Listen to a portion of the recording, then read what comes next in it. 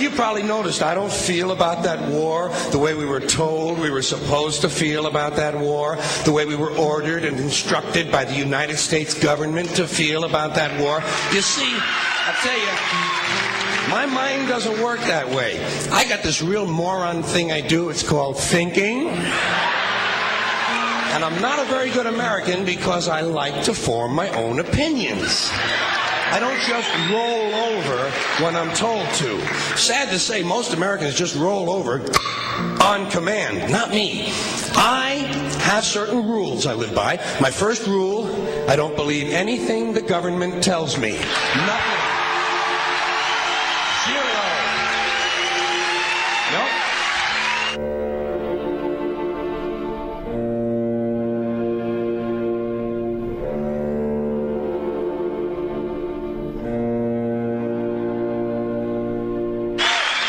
And I don't take very seriously the media or the press in this country, who in the case of the Persian Gulf War were nothing more than unpaid employees of the Department of Defense, and who most of the time function as kind of an unofficial public relations agency for the United States government. So I don't listen to them. I don't really believe in my country. And I gotta tell you folks, I don't get all choked up about yellow ribbons and American flags. Now, to balance the scale, I'd like to talk about some things that bring us together. Things that point out our similarities instead of our differences. Because that's all you ever hear about in this country is our differences. That's all the media and the politicians are ever talking about, the things that separate us, things that make us different from one another. That's the way the ruling class operates in any society. They try to divide the rest of the people. They keep the lower and the middle classes fighting with each other so that they, the rich, can run off with all the fucking money. Fairly simple thing happens to work. You know, anything different, that's what they're going to talk about. Race, religion, ethnic and national background, jobs, income, education, social status, sexuality, anything you can do, keep us fighting with each other so that they can keep going to the bank. You know how I describe the economic and social classes in this country? The upper class keeps all of the money, pays none of the taxes. The middle class pays all of the taxes, does all of the work. The poor are there just to scare the shit out of the middle class.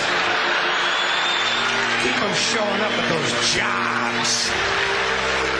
Politicians know that word. They use it on you. Politicians have traditionally hidden behind three things: the flag, the Bible, and children. No child left behind. No child left behind. Oh, really? Well, it wasn't long ago you were talking about giving kids a head start. Head start, left behind. Someone's losing fucking ground here. But there's a reason. There's a reason. There's a reason for this. There's a reason education sucks, and it's the same reason that it will never, ever, ever be fixed. It's never going to get any better. Don't look for it. Be happy with what you got. Because the owners of this country don't want that. I'm talking about the real owners now.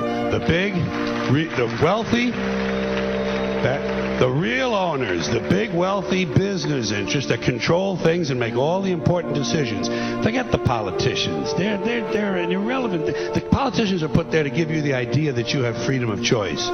You don't. You have no choice. You have owners. They own you. They own everything. They own all the important land. They own and control the corporations. They've long since bought and paid for the Senate, the Congress, the state houses, the city halls. They got the judges in their back pockets, and they own all the big media news, all the big media companies. So they control just about all of the news and information you get to hear. They got you by the balls.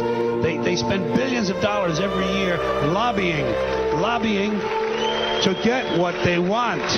Well, we know what they want. They want more for themselves and less for everybody else. But I'll tell you what they don't want.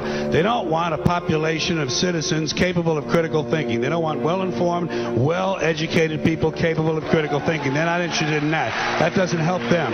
That's against their interest. That's right. You know something? They don't want people who are smart enough to sit around the kitchen table and figure out how badly they're getting fucked by a system that threw them overboard 30 fucking years ago. They don't want that. You know what they want? They want obedient workers. Obedient workers.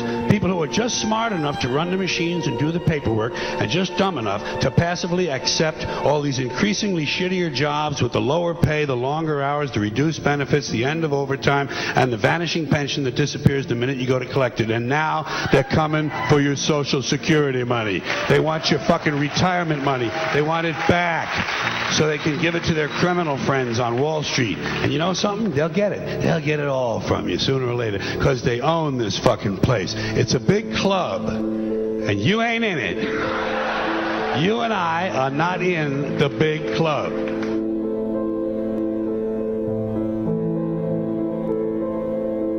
The greatest form of control is where you think you're free when you're being fundamentally manipulated and dictated to.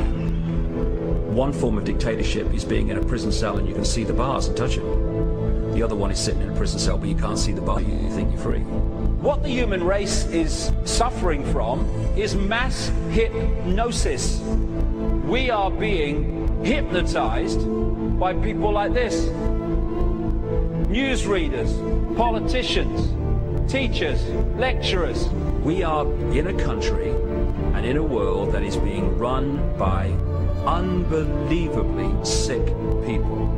The chasm between what we're told is going on and what is really going on is absolutely enormous. The greatest hypnotist on planet Earth is a oblong box in the corner of the room. It is constantly telling us what to believe is real. Historically, the control and manipulation of political opinion has been the Freemasons' main weapon in gaining control of countries and states. Once in control of the rulers and politicians of a country, laws and political structures could be changed in accordance with their agenda. However, since restricting the body does not necessarily mean restricting the mind, the Freemason recognizes that their plan for a global government hinges completely on subduing the masses to their agenda, and thus eliminating opposition to their cause. And the greatest threat to their plan, posing more danger than any army or law, is the threat of a free-thinking mind.